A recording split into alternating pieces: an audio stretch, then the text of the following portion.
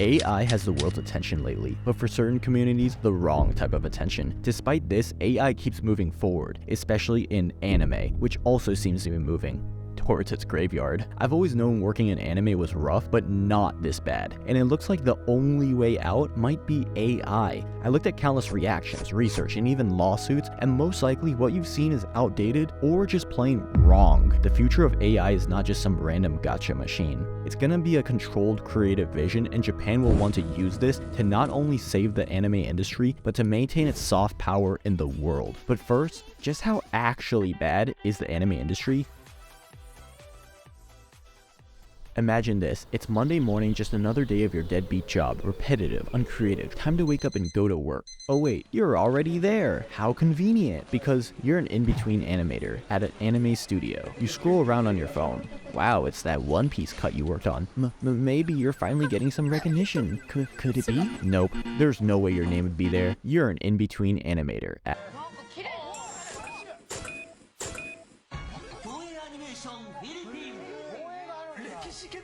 It's estimated that 70% of One Piece is made in Toei Animation Philippines. That sounds about right, because anime studios pretty much outsource all in-between animation, and that's a lot of animation. You might not believe it, but, well, of course you'd believe it. Most of the frames you're seeing in anime are in-between frames. Even though the most frames are done by in-betweeners, they get the least pay. And with work that can be described as repetitive, uncreative, or even drudge work, the in-between animator seems like one of the jobs ripe for automation in the age of AI. And by ripe, I mean they're about to pick that thing off the tree and eat it. It's gonna die. But before we talk about Japan and artificial intelligence, we gotta talk about the real humans working as in-betweeners. In-betweeners are known to have some of the lowest pay in the anime industry. For an extreme example, take a look at this pay stub from PA Works. Adjusted for inflation, that'd be about $12 US a month. Yes, a month. The reason it's so low is because they're treated like contractors and not salaried. They get paid like maybe 200 yen each time they make a drawing. And unfortunately, they can only make like 2 drawings an hour. Like, just think about it. If they made even like 6, that'd be 1 drawing every 10 minutes. That's like impossible. The case with PA Works is like the worst because they essentially charge money for training, and it gets deducted from their paycheck. I've seen similar treatment of these contractors in America, you know, in my history book. They're called indentured servants. No, just kidding. I've seen them in corporate America all the time. But this is way worse. This is the anime industry.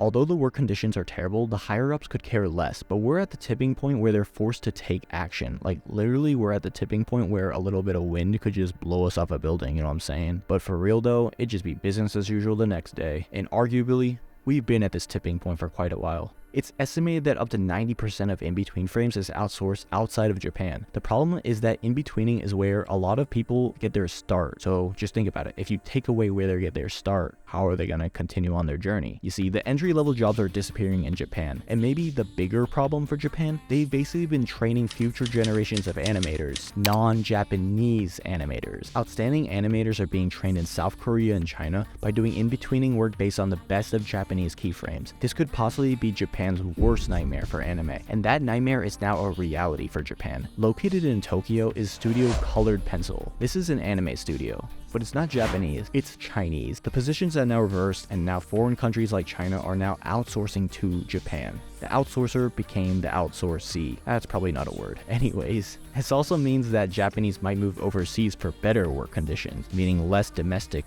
workers. A director recently talked about how they tried to get Chinese animators to do work during Chinese New Year / Lunar New Year by paying them 3 to 5 times normal rate, but they still did not accept the job. China is no longer the cheap labor country it used to be. That title probably belongs to the Philippines and Vietnam now. More on this later. It's good for them for those jobs, but this is going to come back in another point. Combined with the low birth rate and immigration in Japan, a talent exodus could spell further problems in the anime industry. It seems like there's only 2 paths for anime studios to go. Have a sustainable, lean production like KyoAni, Kyoto Animation, or the by any means necessary approach. Judging by some of the biggest studios like MAPPA, it seems like the market has decided to go with the latter. The CEO of MAPPA himself states that he wants to increase the studio's productivity, and they're doing that by picking up more shows than they can handle. Even now, despite MAPPA's supposedly best anime production, Chainsaw Man, the staff was working right until the last second, with the help of copious amounts of outsourcing. Unless all of them turn into Kyoto Animation magically overnight, the outsourcing could collapse the whole industry. If they want to keep doing this, they're going to look into ways to speed it up. No, I need at least 2 days to complete the work. 俺だってやることあんのにさ、やってくれよ。なんかいい方法ねえかな。Through research into animation technologies, NTU's School of Computer Engineering has developed the tools necessary to cut animation workload and increase efficiency.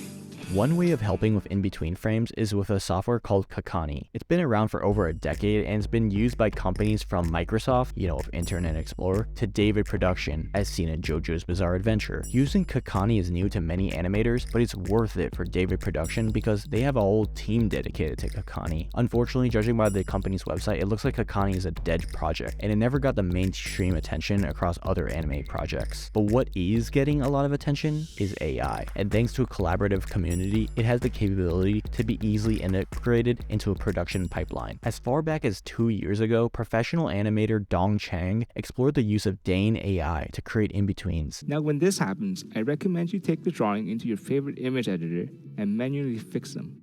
I find that with this method, I can still save over 30 minutes to an hour on drawing over manually in-betweening and coloring them. Again, your mileage may vary and you have to make your own decision if an AI is helpful on your in-betweening roster.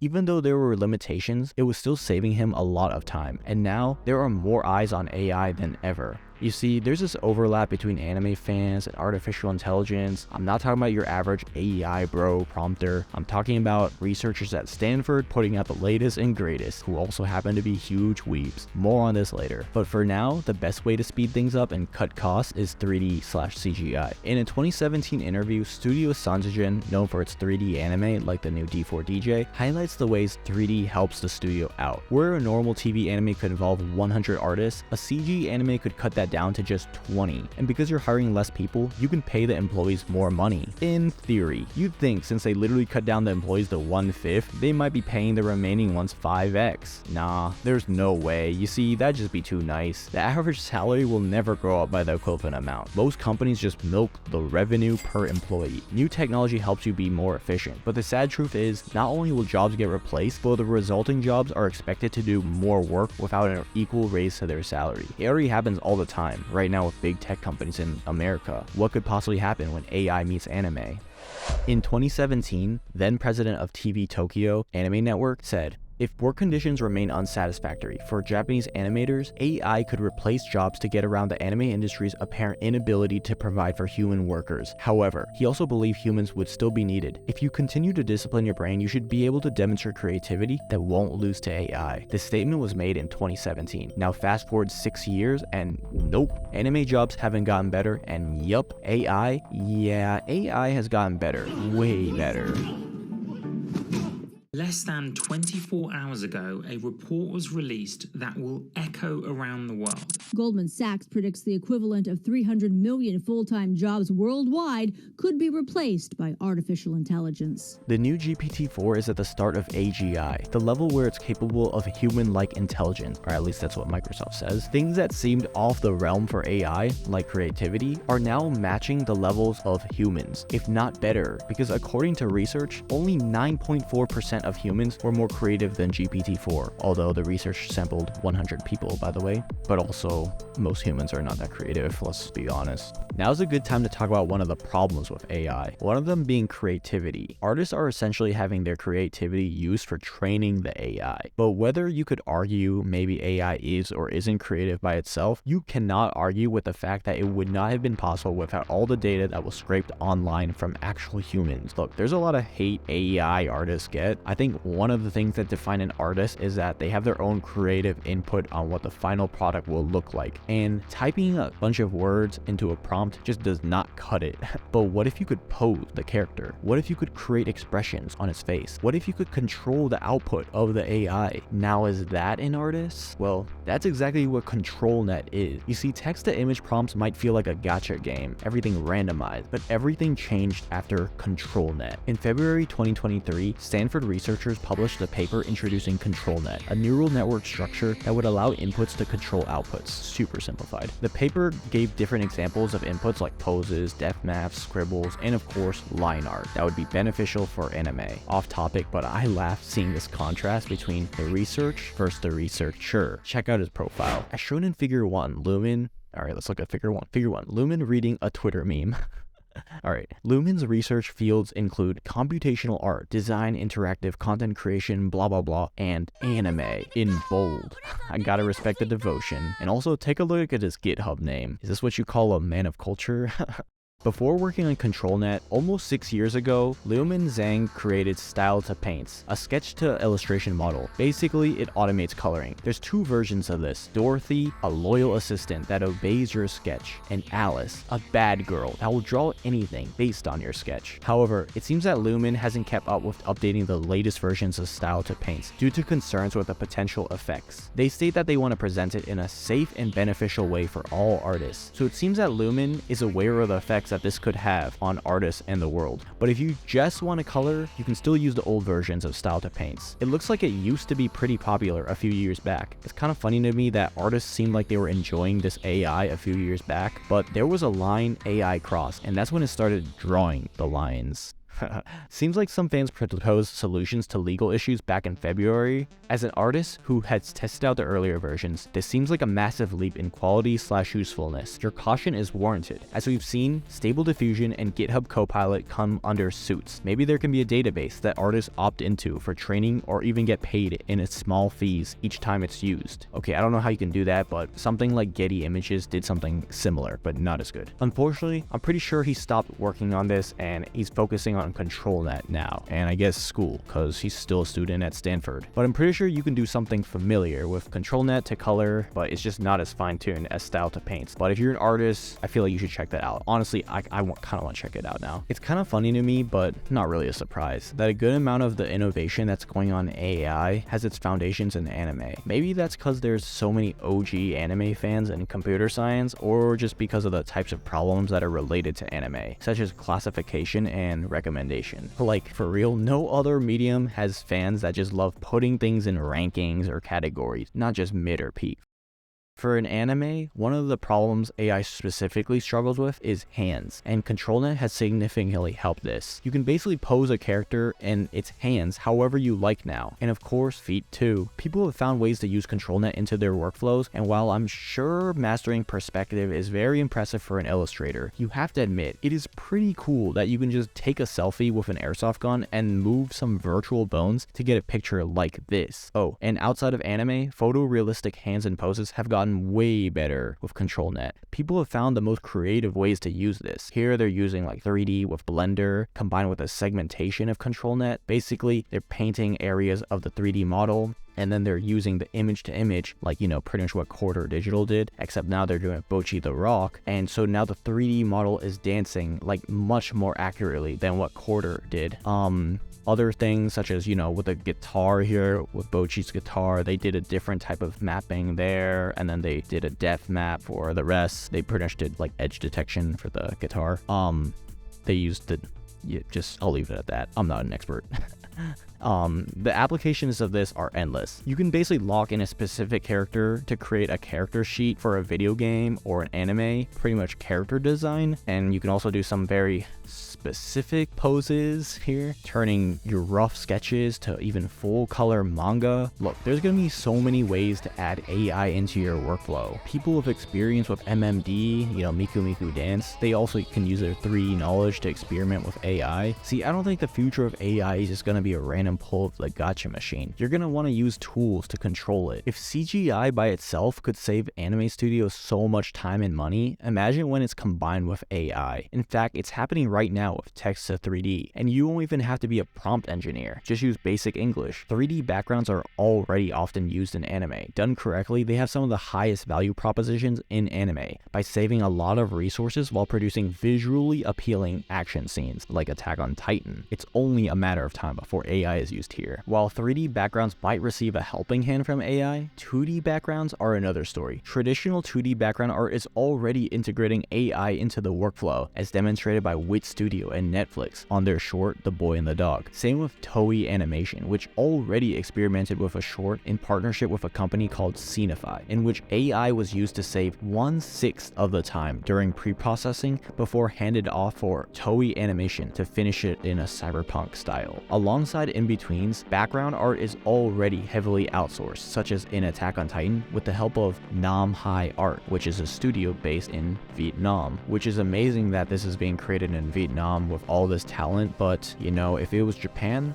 they want those jobs inside their country probably, and if they can get them cheap, they're gonna do it. But unlike the backgrounds, I think more intricate 3D tasks such as, you know, props will probably still be handmade, as much as CG is handmade, such as the music instruments in Bouquet the Rock. Speaking of Bouquet the Rock, those live performance scenes were motion captured by a studio called EXA. Right now, there are companies using AI to help with motion capture, and not just motion capture. Wonder Studio gives you a whole VFX studio in your browser. Honestly, just take a look at this.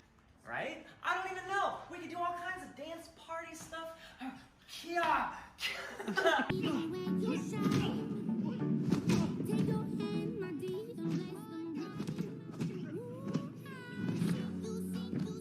It's insane. You could almost replace a whole studio, a whole company. Remember, Cloverworks literally contracted Bouquet the Rock motion capture to another company. In the future, it could just be done on your iPhone. Now, it's true that AI has a lot of direct effects on anime, but there's also side effects caused by this influx of more tech-oriented people, the tech bros, who are also anime fans, such as Frame Planner, which simplifies making manga panels. Alright, now enough about AI and all this stuff. How is this even legal? This has got to be stolen work, right? Here's what I understand. The training itself to produce a model should be legal under the fair use laws because it's transformative. There's already cases such as from Google Books where they scanned over 20 million books. Google did this to add a feature for searching books that would then return snippets of the original work. It literally gives you the original work back. Google's use was transformative. Fair use found. That was the ruling. Now, I'm not an expert on law or AI, but training a model seems much more transformative than this basically a search service. I mean, Google's service literally returns straight up copies of the original text. And if you're confused about what I'm talking about, just think about when you search something like the weather and that little snippet appears at the top. Google's basically getting the data from another website, so the original website actually loses out on those clicks. Oh, but Google? They're for profit. And you're probably thinking, but sometimes AI can actually copy the artwork, right? Well, that's where you're wrong. Most people simply do not understand how AI works. It's really common in certain online communities to fall into this echo chamber. All it takes is a few large influencers on social media to change the opinions of a whole community. And AI simply cannot do that.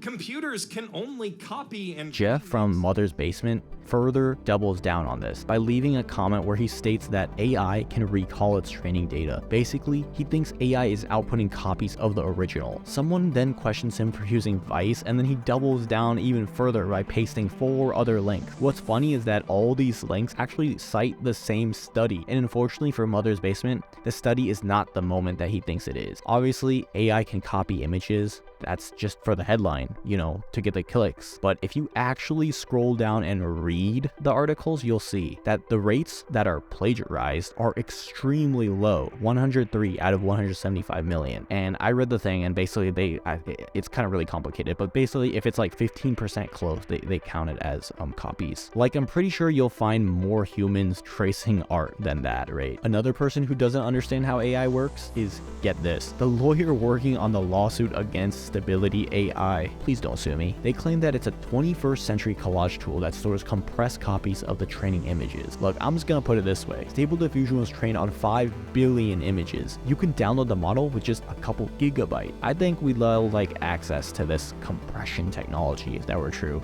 You get what I'm saying. It's complete BS. I know some of y'all think that there's this big database in the cloud or something, but just come on, you can turn off your internet and it'll still work. Another thing is the lawsuit mentions style a lot. Style. This literally makes no sense because we see similar styles replicated all the time, like the CalArt style. Apparently, until now, you had to pay money to make things in a certain style. That's definitely not true. And if it were, I'm pretty sure we'd all be screwed. Like, we'd be in the Stone Ages if you had to pay money every time something is made in some style. Look, I'm not going to pretend to sympathize with all these artists that are getting their years of work scraped, but look, everyone's getting their work scraped. And the thing is, like, Just think of it as a hobby. People still do hobbies like sports. They are doing it without getting paid. Only the top % of people are getting paid in professional sports. And of that, like, you know, some of them are probably on drugs and stuff, and you can't even compete with those people. Like, speaking of drugs, like, think about bodybuilding, something like that, where there's like natural bodybuilding versus, you know,